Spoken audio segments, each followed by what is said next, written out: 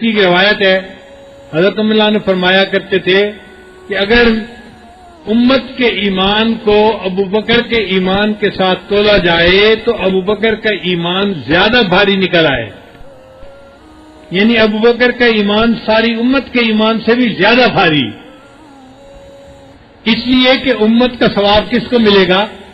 حضرت ابو بکر صدیق کو، جو سب سے پہلے ایمان لائے، الدال علی الخیر کفاعلہ، انہوں نے دوسروں کو راستہ دکھایا اور دوسرے اس راستے پر چلے، تو امت کا ثواب کس کو ملے گا؟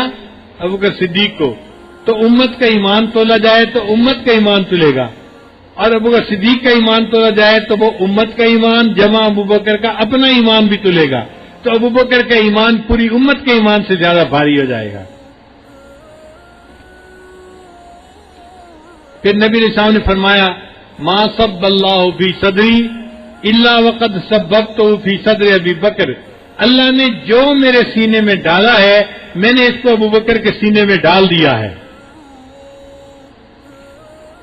پھر نبی علیہ السلام نے فرمایا، قیامت کے دن ان اللہ یتجلی للخلق عامہ ولکن لابی بکر خاصہ، قیامت کے دن اللہ سب لوگوں کے لیے عام تجلی فرمائے گا، مگر ابو بکر کے لیے اللہ تعالیٰ خاص تجلی فرمائیں گے۔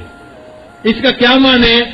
محدثین نے لکھا ہے کہ اللہ تعالیٰ نبی علیہ الصلوۃ والسلام کے محبوب کو، صدیق کو مسکرا کر دیکھیں گے۔ یہ جو مسکرا کے دیکھنا ہے یہ انداز صرف ابو بکر کے لیے ہوگا، یہ کسی اور کو نصیب نہیں ہوگا۔ اور ابو بکر صدیق رضی اللہ عنہ کے فضائل میں سے ایک عظیم بات کہ نبی علیہ السلام نے فرمایا، میں نے سب کے احسانات کے بدلے چکا دیے، ابو بکر تو نے میرے اوپر اتنے احسانات کیے ہیں، تیرے احسانات کے بدلے قیامت کے دن اللہ چکائے گا،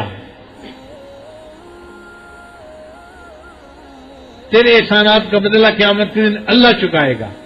اس لیے علامہ اقبال لکھتے ہیں، امن الناس بر مولا ما، امن الناس، انسانوں میں سب سے زیادہ احسان کرنے والے میرے آقا کے اوپر اے ابو بکر آپ تھے۔ امن الناس بر مولا ما، اے کلیم اول سینا ما، اور اے اللہ کے محبوب صلی اللہ علیہ وسلم آپ میرے لیے کوہتور کی مانند ہیں۔ کوہتور پہ اللہ کی تجلی پڑی تھی، مگر وہ تجلی جو تھی